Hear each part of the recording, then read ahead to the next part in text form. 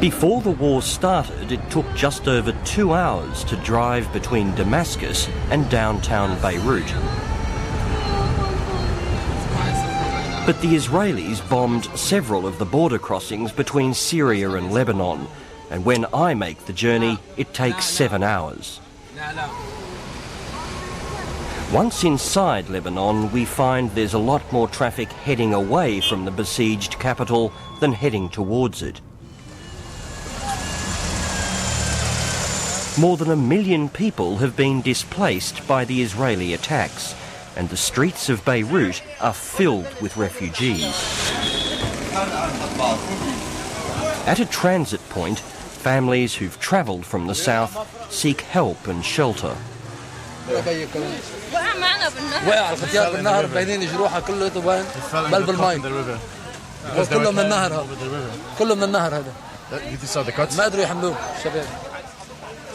This family was trapped in a village near the Israeli border for 22 days while the fighting raged around them.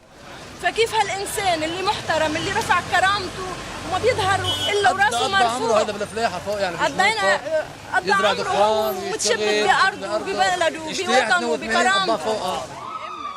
The family's 11-year-old daughter has been missing since the war started. So yeah, this is the Shia area that was bombed 2 days ago. This is the closest to Beirut they have ever been. My local guide, Maurice Al-Haddad, is taking me to the scene of a recent Israeli attack in the suburb of Shia. These were 2 residential buildings over here. According to witnesses, a young man had fired at an Israeli drone flying overhead. The missile struck minutes later. Number is between 40 and 43 people, I think, dead, and around 100 wounded. Mostly families, women, children, old people. And as you can see, the 2 buildings are turned to rubble. Although the southern suburbs have been pounded by the Israeli Air Force for weeks, this was the first attack close to downtown Beirut. But this suburb is not considered a Hezbollah stronghold. They were never expecting it. These people were never expecting it because this is a respectively safe area. It was a, you know. So they weren't warned at all? At all. At all. A few hours before we got here, leaflets were dropped warning of fresh attacks, and most residents have fled. But in the ruins of a flat next to the bomb site, we find one man who's stayed. Does he think there's going to be an air bombing raid tonight? He said, oh yeah, برأيك رح يقصفوا الليل. قالوا يقصفوا الليل، أما ما زبطوا مناشير بزبطوا. أعطيه السكة.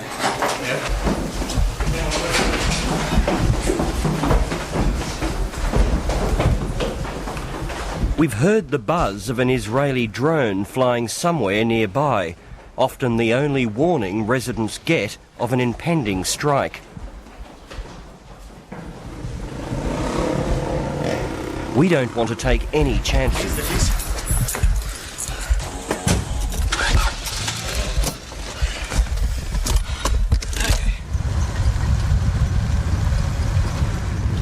We don't want to be turned into a statistic, do we? No, we don't. This is fucking crazy, man. The thing is, this enemy is like, it's like fighting an imaginary enemy, you know what I mean? They've got air superiority, and you can never tell. I was talking to people who were in Shia yesterday, and they told us they heard the sound like, boom. That's it. It's like 10 seconds, 5 seconds. Yeah. You can actually hear the bomb. Yeah, imagine how frightening it is for the people who actually like got wounded or died. You know, you hear it for 5-10 seconds, and then you're dead. Fucking crazy, man. We've come to the Mount Lebanon Hospital to meet survivors of the missile strike in Shia.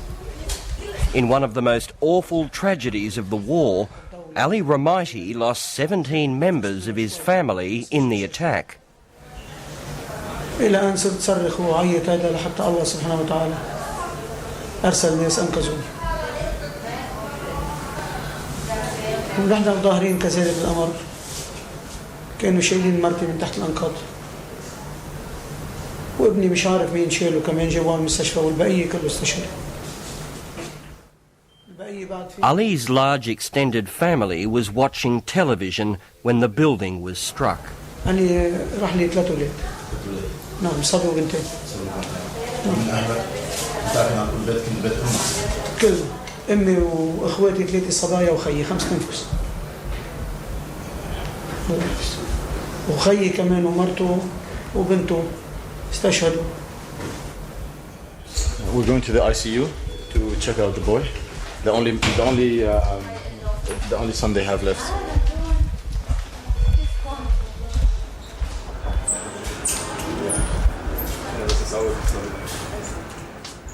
Nine-year-old Hussein Ramaiti said he heard the sound of the missile just seconds before the building was hit. He was under the rubble and he was unconscious until he smelled the smell of the gunpowder. He was awakened by that smell and he was able to wave his hand, and the rescue team was able to find him then. But they didn't know about him at all. شو أحسن؟ صرت أحسن؟ تذكرت لما جيت لعندك من يومين عم بوجعك كتفك بعده؟ إيه بعده كتفه مكسور وإجره مكسور. Yeah, don't worry. In a separate room downstairs, we find the boy's mother. She doesn't know that 3 of her children are dead. The doctors plan to break the news this afternoon. They're going to bring the psychologist to help them tell her the story bit by bit, to tell her that both of her girls and her son are dead. One of her sons is in intensive care. All her family, the grandmother, the grandfather, sisters, 3 sisters and a brother, and most of her neighbors. At the hospital, I meet an American law professor, Prof Lamb, who's also investigating the missile strike. I want all the detail I can get while I'm here and really tell this story. This is iconic in the sense that, no human being can accept this. A former congressional aide and an international law expert, he says America supplied the missiles used in Shia. Those are our weapons, our 155mm shells, our cluster bombs, our MK-84s supplied to Israel and allowed to violate American law, which has strong prohibitions against our weapons being used to kill or harm civilians, and it's being done, in a sense, in our name. Professor Lamb has written extensively about Israel's use of American weapons during the 1982 invasion of Lebanon.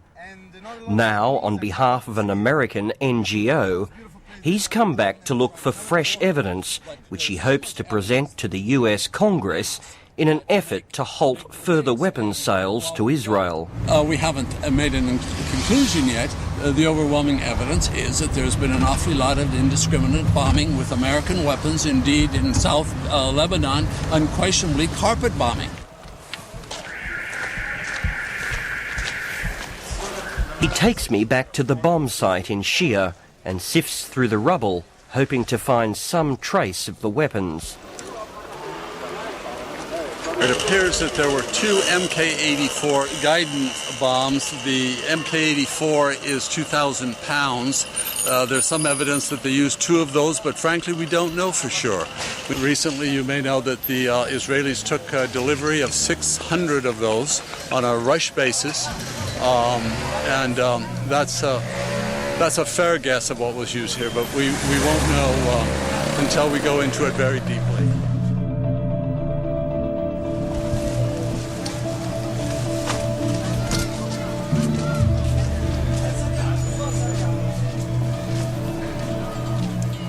It's not just Israeli bombs raining down on Lebanon. As we're filming refugees in Sanaya Park, the Israeli Air Force drops thousands of leaflets over central Beirut.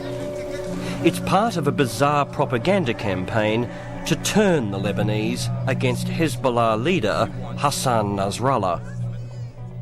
Basically, this is just another one of those leaflets they've been dropping for the past month now. It's part of the psychological warfare that they're waging against the Lebanese populace. Basically, this one says you can bring back the scent of the cedars, and you can rub off this You can rub off your shoulders the destroyer of Lebanon, meaning they're pointing to Hassan Nasrallah. And this is the picture of the air freshener they dropped. Is that a little picture of Nasrallah there? This is Nasrallah's face, and this is the Lebanese cedar. And here it's written in Arabic, which means go away with a good scent, please. And these are the air fresheners they've been dropping. And the police have been going around the park, alerting people not to hold them in their hands or smell them because they believe they might contain some hazardous chemical material or something like that. كل شيء بينزل على الارض ما عدا يقدر شيء لما نتاكد منه ما عدا يلمسوا لمس. حاطين السيد حسن طلع من قلب الارزه. If the reactions of the refugees are any guide, the leaflets are having the opposite of their desired effect. عمل اللي عاملينه انه لبنان دمر الارز اللبنانيه يعني دمر السيد حسن دمر لبنان. عم يشيلوا الشعب اللبناني يحرضوه على المقاومه. فكل ما كبوا مناشير بهالشكل هيدا او غيره سامي عم نزيد تكمشنا بالمقاومه. 23-year-old university student Sarjoun helps coordinate relief efforts in the park. He says the growing hatred of Israel is a logical consequence of the war. This will cause a revenge on the long term. It won't cause a defeat. What do you mean by that? I mean a very simple thing, you know. I want to ask all Australian people, all Australian fathers, if someone have lost 3 kids, a wife, a father and a mother, 6 casualties in 1 minute. I just want to ask this question. Will he be defeated or will he be tough and will think about revenge? This is a question for the human psychology, not in a Lebanese way, you know, an international human way. By day 30 of the war, with all major supply routes into Beirut cut, food supplies are dwindling. Just behind Sanaya Park, volunteers load up food parcels to distribute to the thousands of other refugees spread out across the city. The volunteers take us to an abandoned building where a family of 23 people from South Lebanon has found shelter. The Maki family left their village 3 days after the war started, and they've been living rough ever since under the guidance of the family matriarch Amini. يعني لا كيس فاي ولا غاز فاي ولا أكل يعني فرش ولحف وحصير وشين يعد فيها ما فاي بالمرة هربنا بالضبط يعني هاللي هربان من الفزع شو هربان يعني هربان بالمرة. The building watchman took pity on the family and allowed them to stay. أنتم مع المقاومة؟ طبعا ما عملنا إحنا يعني إحنا المقاومة يعني مش نحن هاد جايين يعني نتنازل عن حقنا واحد بيجي بيقموا من بيته بيقولوا له برا الله معك.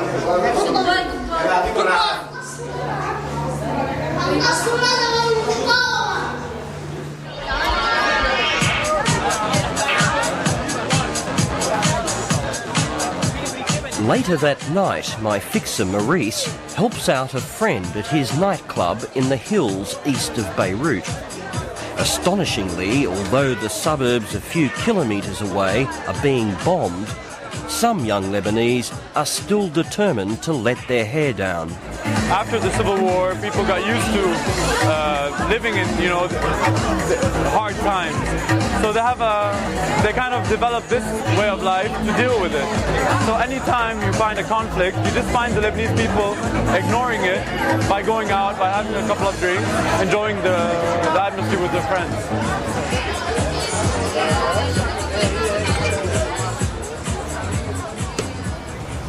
It's Monday morning, and the ceasefire between Israel and Hezbollah came into effect just 2 hours ago. We're on our way to South Beirut to assess the damage. We're getting now into the heartland of the southern suburbs, basically. This is the entrance to Har Tahraik, one of the areas that got heavily pounded. This is a Hezbollah stronghold, and although journalists are welcome, we're only admitted after being cleared by their soldiers.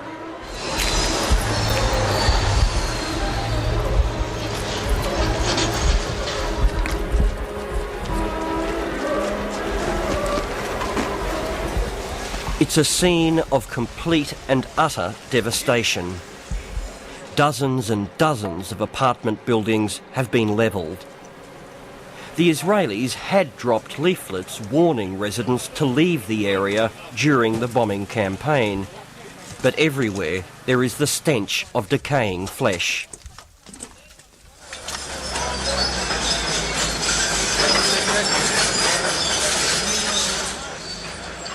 Professor Prof Lamb has also come with us to assess the damage firsthand. Seeing it on the television isn't the same as being here. It's just hard to imagine the extent of the devastation. I'm very curious to know how many weapons it took to do this, how many bombs or missiles or artillery shells. I know they pounded it and pounded it and pounded it. Does this look like precision bombing to you, or? No, it's carpet bombing. It's taking an area, whatever number of blocks it is, and bombing everything in it. The opposite of precision. It's comprehensive, it's gridded, it's planned, it's complete.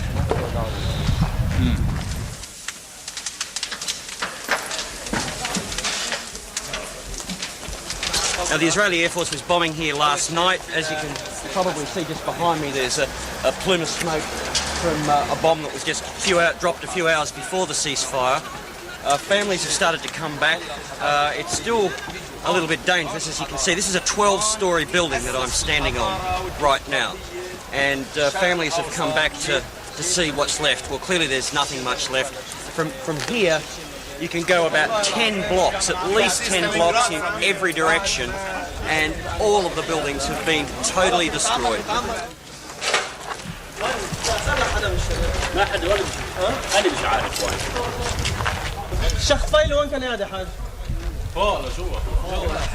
عرفت الزروبه هي اللي بتيجي ياخذها خلص نازل والله العظيم مش عارف يلا الله بيعوض. Basically, he's not being able to locate his house. He's not being able to locate his house.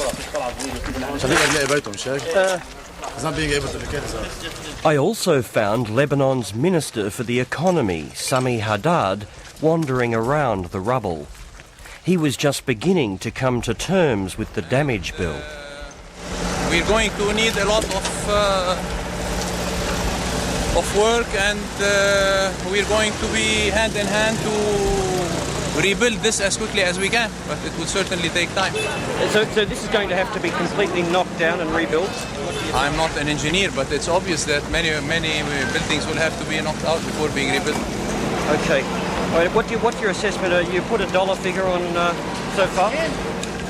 Whatever dollar figure you put, it's certainly in the several billions of dollars, at least $3 to $4 billion, just to repair what has been destroyed here.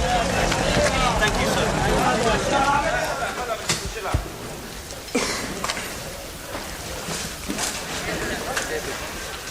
One of the reasons the southern suburbs were punished so heavily by the Israelis is that Hezbollah reportedly used the area to launch rocket attacks on Israeli warships off the coast during the early days of the conflict. Well, Franklin, it's all very well talking about American weapons, but surely the Israelis have got some deep concerns too about Iranian and Syrian-made weapons. They do. That is their concern, and I'm no expert on that subject, but my narrow focus is American weapons. Certainly there are other weapons. In '82, the Israelis said the same thing when they used our weapons. They said, well, there's Chinese weapons here. My God, there's weapons from Czechoslovakia. There's Spanish weapons. Sure, there are other weapons, and someone should take up that cause.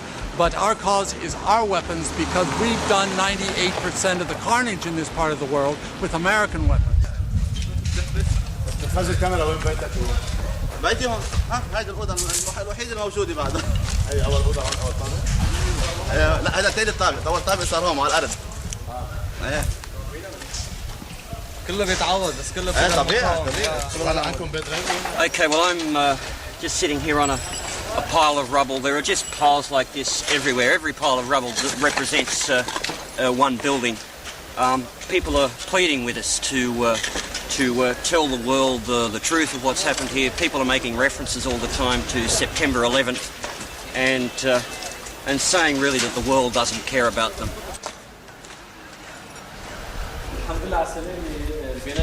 So we are not a human being and they are a human being in USA. So they can compare 11th of September to this destruction and they can tell us later about democracy and the new Middle East.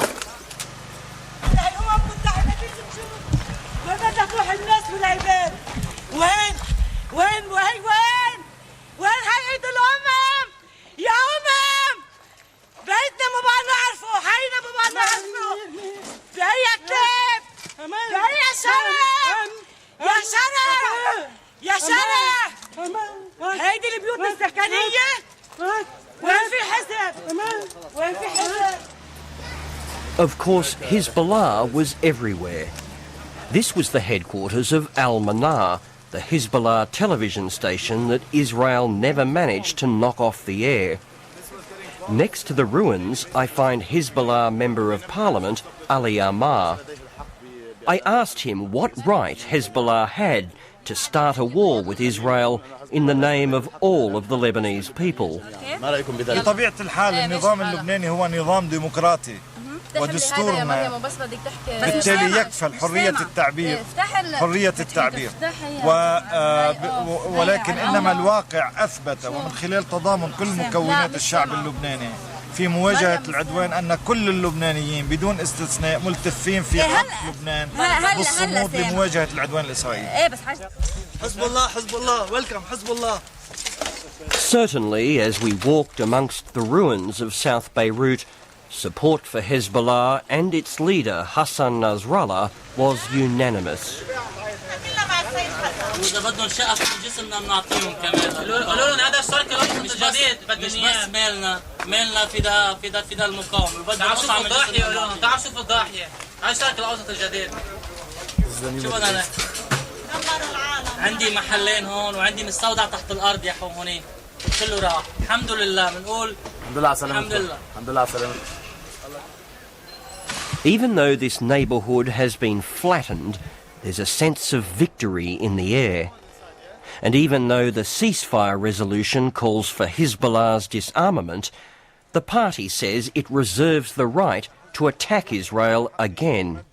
أي عدوان ممكن أن يرتكبه العدو الإسرائيلي وهو ارتكب حماقة كبرى في هذه الحرب التي شنها برعاية أمريكية على كل لبنان بدون استثناء. والآن أي محاولة للعدو الإسرائيلي للنيل من سيادة لبنان واستقلال لبنان وحرية لبنان وأهلنا في لبنان بطبيعة الحال المقاومة تحتفظ بحقها. النصر والمقاومة. الله ينصرنا يا رب، الله يحمينا السيد حسن يا رب، يا رب الله يحمينا يا رب، الله يحمينا قائدنا السيد حسن يا رب. When I catch up with the Maki family in their abandoned building, they are busy celebrating what they see as a great victory.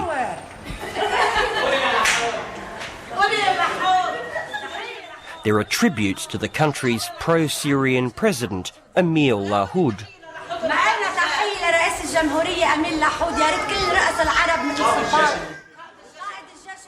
Many believe Hezbollah provoked this war, which has caused untold suffering for the very people it claims to protect.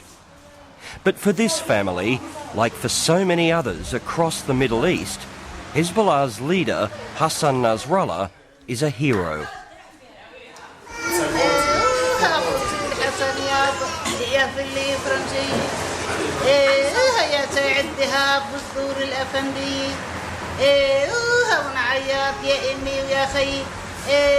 توقف له كل الدول العربية.